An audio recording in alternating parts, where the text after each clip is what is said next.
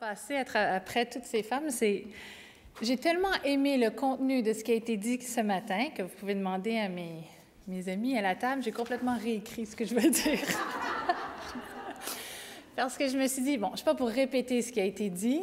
Je suis en accord ou j'aurais aimé débattre certains points, mais globalement, je suis complètement en accord. Et je me suis dit, je vais réadapter le discours pour reprendre ce qui a été dit, puis parler d'un point que Cora a mentionné quand elle a dit, est-ce qu'on pourrait parler de la façon dont on va atteindre notre succès et quelle est la stratégie qu'on va prendre, plutôt de parler de qui on est ou ce qu'on fait, etc. C'est ce que je vais essayer de faire. Puis si vous avez remarqué dans le titre de la présentation, on parlait de jeu d'échecs et de toujours penser 2 pas en avant, etc. C'est parce que pour moi, la chose qui est la plus importante en partant, c'est de jamais se prendre trop au sérieux. Et quand je regarde, on va dire ma vie globalement, mais on parle beaucoup de carrière ici, là, entre nous, là, mais on a tous une vie sociale, familiale, amicale, que je trouve différente, et d'affaires. Ces 4 choses-là ensemble, il ne faut pas trop se prendre au sérieux. Et vraiment, quand je suis au bureau, là, pour ne pas laisser le bureau me prendre tout mon truc, je me dis c'est une game de jeu d'échecs, les filles. Et puis, je regarde ça comme un jeu d'échecs. Puis le jeu d'échecs, ceux qui gagnent, c'est ceux qui savent où ils veulent aller, qui utilisent tous les pions, qui ont différents niveaux, différents titres, donc pensez au talent dans vos équipes, et qui jouent les pions de façon très stratégique pour essayer de gagner le jeu. Mais c'est juste un jeu. Et cette façon de réfléchir à la stratégie pour gagner, moi, ça m'aide beaucoup au quotidien. Puis à chaque fois que la pression monte, je fais « c'est un jeu ».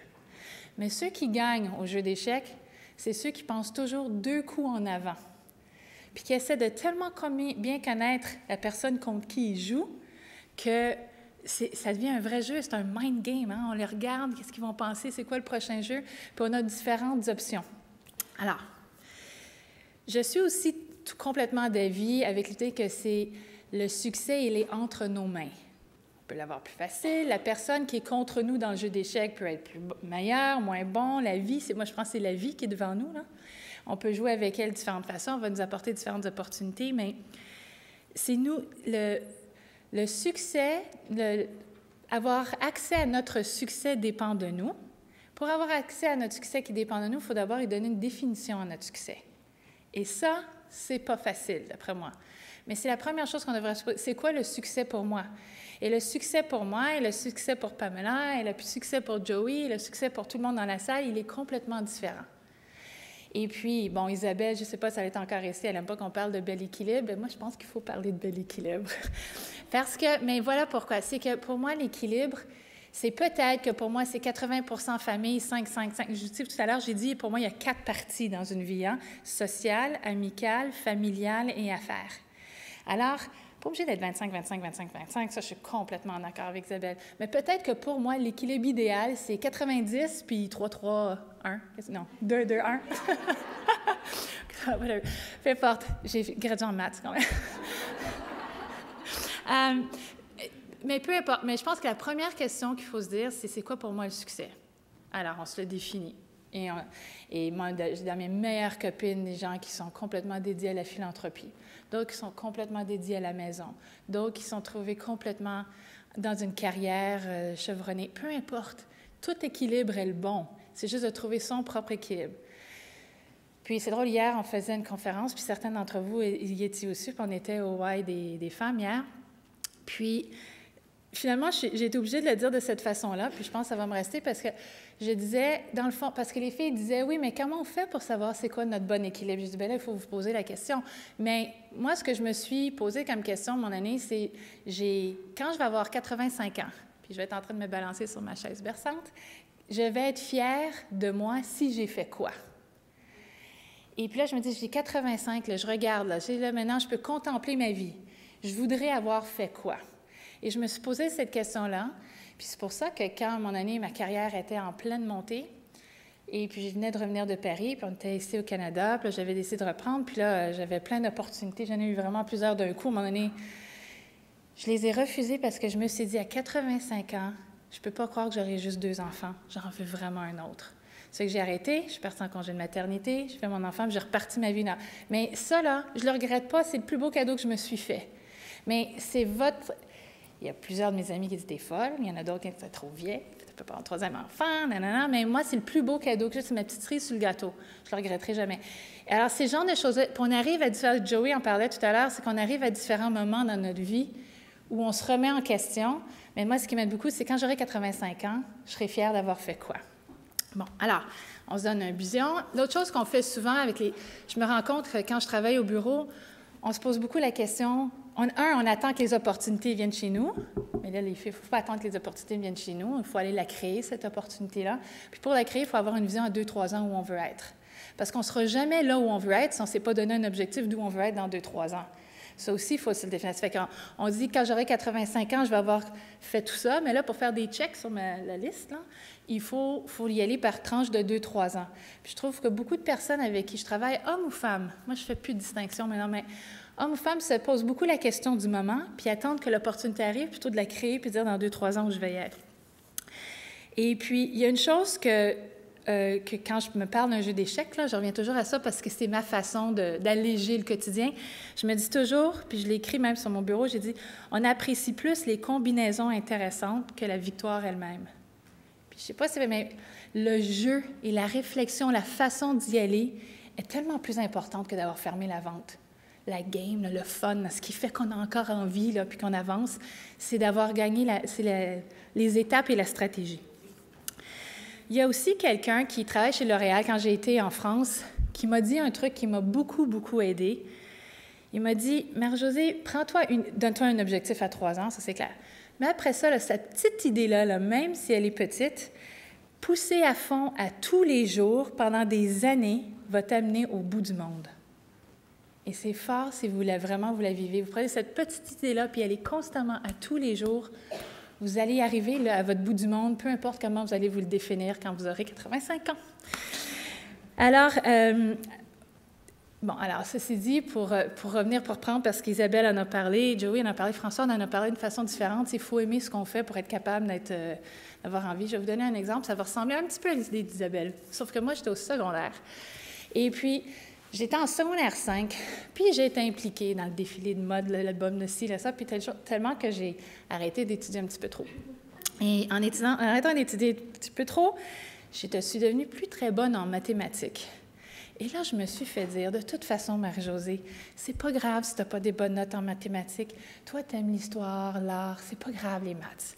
Ah ben là, c'était ce qu'il fallait pas dire. J'ai dit, non seulement je vais être bonne en maths, non seulement je vais finir en haut de la classe, mais j'ai été jusqu'à l'université en mathématiques. Et quand j'ai gradué en mathématiques de l'Université de Montréal, j'ai pris mon petit diplôme, puis j'ai été voir ceux de ma famille qui m'avaient dit qu'une fille, de toute façon, ça serait jamais bon en maths, hein?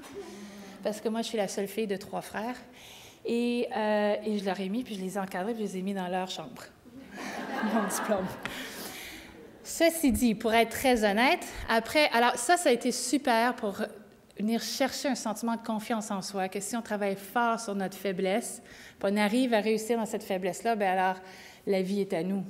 Parce que le reste, ça va être juste d'autant plus facile, c'est nos forces.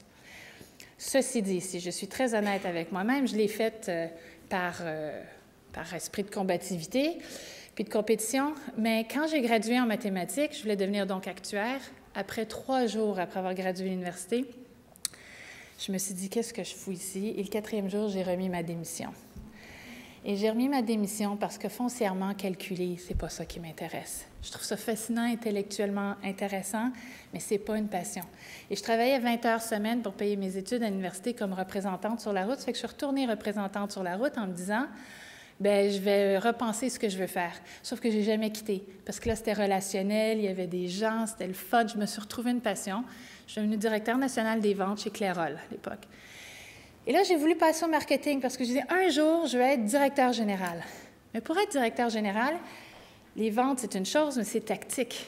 C'est stratégique, mais tactique. Ça prend aussi une réflexion plus vaste qui, dans mon monde, c'est le marketing. Alors, j'ai voulu aller en marketing, on me l'a refusé. Les hommes qui étaient là à l'époque, parce que des hommes, ça peut être des femmes, m'ont dit, mais non, toi, tu es une fille de vente, machin. Je dis pas parce que je connais les ventes que je suis juste une fille de vente. Donc, j'ai quitté. Je pense qu'il y a quelqu'un qui l'a dit aussi un peu plus tôt, puis je pense que c'est toi. Françoise l'a dit, il faut savoir quitter aussi quand la vision d'où on veut aller, la situation dans laquelle on est ne nous permet plus d'être là où on va être 2-3 ans plus tard. Alors, j'ai quitté 2-3 ans, puis Carole m'a rappelé. Et là, ils ont dit, veux-tu être le directeur marketing? Je suis là, ben tiens, maintenant je peux. Mais, ironiquement, c'était une femme qui était devenue là, qui était rendue présidente de Clairol, qui avait commencé chez Clairol comme assistante administrative.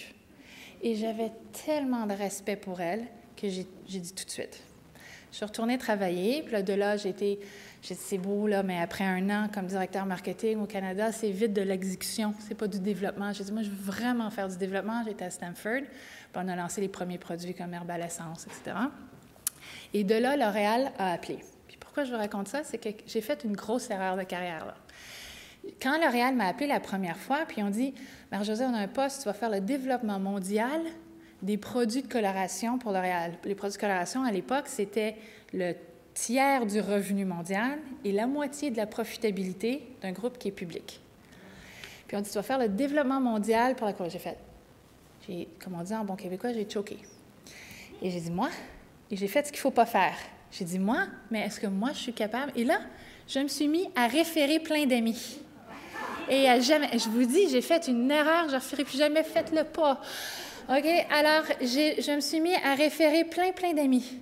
Je n'ai référé 8, 9. À un moment donné, je disais, je suis certaine qu'ils ne peuvent plus, mais j'ai référé. Mais le headhunter, qui est un headhunter de New York, qui savait donc que j'avais travaillé à Stanford pour Clairol, il voulait que j'aille là-bas, il voulait quelqu'un qui était capable de faire du développement, mais qui avait une connaissance nord-américaine du marché aussi, me dit, mais pourquoi tu ne me donnes jamais ton nom? Puis j'ai dit, ben parce que j'ai... Puis là, toutes les niaiseries sortent. Je suis pas sûre d'être capable, j'ai un bébé d'1 an, je reviens de congé de maternité, j'ai pas fini mon MBA, je suis en plein milieu de le faire, n'importe quel. Il dit, ben prends un jour de maladie, là, viens-t'en à New York aller-retour, viens me voir. Et si cet homme-là m'avait pas poussé à me donner la chance, j'aurais fait la plus grosse connerie de ma carrière. J'aurais pas pris le poste. Alors j'ai été à New York. J'ai compris que j'étais capable de faire le poste parce que quand il s'est mis à me le décrire, j'ai dit, je suis capable de faire ça. Après ça, L'Oréal m'a donné un coup aussi, il m'a donné un coup de main. Alors, je leur suis reconnaissant. Ils ont dit, viens à Paris, mais viens pas seul, viens avec ton chum. Parce que si un jour tu viens à Paris, il va falloir que lui soit aussi volontaire. Alors, ce qu'ils ont fait, c'est qu'ils ont dit, viens pour un long week-end. Tu viens le jeudi, tu repars le mardi.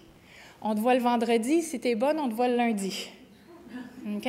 Si on te voit le vendredi puis ça ne marche pas, on ne te revoit pas, tu repars le mardi. Tout ce que tu as eu, c'est un long week-end en amoureux à Paris. Tu es d'accord? Puis, ceci dit, ça coûte moins cher faire venir le monde pendant le week-end que la semaine. Mais je ne suis pas si naïve que ça. Mais peu importe. Peu importe, j'ai été, puis évidemment, les Français, quand ils veulent, ils sont capables de séduire. Ils ont séduit, je les ai trouvés, puis j'ai trouvé le poste fabuleux, c'était super intéressant. Ils m'ont donné la confiance en moi, que j'étais capable de le faire, et je l'ai fait. Ça aurait été une erreur. Alors, quand tout à l'heure, Isabelle en parlait, c'est vrai qu'il ne faut pas se poser ces questions-là, c'est oui. Puis on verra. Puis là, après ça, on calcule, mais qu'est-ce que j'ai? Puis qu'est-ce que j'ai pas pour me rendre? Puis on va le chercher en faisant le tour de ce que tu as appelé là, des grands Manitou, mais peu importe. Alors ça, je suis complètement d'accord. Et qu'est-ce que ça m'a donné d'aller à Paris? Oui, le boulot, etc. Mais au-delà de ça, c'est que j'ai travaillé dans un monde très diversifié, culturellement, pas nécessairement en termes de genre, mais homme-femme, mais aussi très diversifié. Et cette richesse-là, je dois dire, m'a beaucoup changé en tant que manager. Aujourd'hui, chez L'Oréal Canada, j'ai un patron aussi qui était très d'accord à faire ça. Depuis 7 ans, on a changé aujourd'hui. Sur 410 employés au bureau, on a 62 nationalités différentes. C'est la grande diversification et je trouve ça fabuleux, je trouve ça riche. Je trouve que c'est des périodes de remise en question continuelle et qui fait qu'on est toujours en train de se remettre en question, qui nous aide à garder une compétitivité et un leadership. Alors que ce soit une diversification comme Pamela prêche beaucoup, puis je trouve que son boulot est fabuleux quand on parle de diversité homme-femme, c'est la même raison aussi pour laquelle je trouve ça fabuleux quand on parle de diversité culturelle. Et maintenant, on en parle aussi comme diversité de groupe d'âge. Tu sais, les X, les Y, les baby boomers. Il y a 7 ans, on avait beaucoup de difficultés à se parler entre nous, X, Y et baby boomers. Parce qu'on se connaît, hein, baby boomers a une façon, une éthique de travail qui est très différente des X, si on prend les deux extrêmes. Et on s'est même monté des cours de formation et on s'est mis à discuter. Et le reverse mentoring, etc., est sorti de ces choses-là. C'est quand même d'avoir si je n'avais pas eu la personne, le headhunter qui a dit « Pourquoi tu ne me donnes pas ton nom? » puis qui ne m'avait pas poussé, j'aurais quand même passé à côté d'une grosse opportunité. Ça fait que j'essaie toujours de le reconnaître, puis aujourd'hui, je me le dis toujours à chaque fois qu'une opportunité vient chez nous, de le mettre en avant. Donc, je vois que j'ai le signe que c'est bientôt fini. Ce que je veux dire, c'est qu'aujourd'hui, bon, les talents, la façon de regarder son équipe comme des pions, peu importe le titre, hein, qu'il soit le fou, la reine, le petit pion, etc. Les gens de son équipe ont tous une contribution. Puis c'est comment on les joue ensemble stratégiquement qui nous amène à notre objectif de 2-3 ans. Puis l'inspiration, oui, on l'a au quotidien de ça, mais personnellement, mon inspiration, puis je vais être très honnête, d'ailleurs, je les ai invités aujourd'hui, c'est des gens qui travaillent dans des causes puis qui sont tellement passionnés. Dans le fond, pour moi, l'inspiration la plus grande au quotidien vient des gens qui démontrent le plus de passion. Peu importe le sujet, peu importe son intérêt, etc. Léonie, là, qui est ici, qui est responsable de la rue des femmes, elle démontre tellement une passion quand elle parle de ce qu'elle fait, puis c'est tellement fait avec du professionnalisme, une éthique, c'est une grande source d'inspiration. Et je trouve que d'être sur des, je ne sais pas sur ce CA-là spécifiquement, mais d'être sur des CA d'organismes à but non lucratif, souvent, on y retrouve des gens qui ont une passion, qui sont des grandes sources d'inspiration. Et on en reparlait hier, justement, mais... puis, ce que Léonie dit souvent, qui est restée chez nous, c'est qu'elle dit toujours... Moi, j'aime travailler et aider les femmes, dans la rue des femmes, qui sont dans des états de non-confiance. Puis elle appelle ça « je travaille sur la santé relationnelle ». Et je trouve ça très beau, là, ce mot-là. Je crois que c'est elle qui l'a inventé, mais je ne suis pas certaine. Et alors, cette santé relationnelle-là, qu'elle soit au bureau où on travaille, qu'elle soit dans notre vie, là, dans les 4 coins de notre vie, je trouve qu'elle vient et elle est plausible et elle est accessible si on ne se prend pas trop au sérieux, puis on regarde tout ce qui est notre gestion de notre vie comme un jeu d'échecs ou un autre jeu. Et voilà, je vous remercie beaucoup.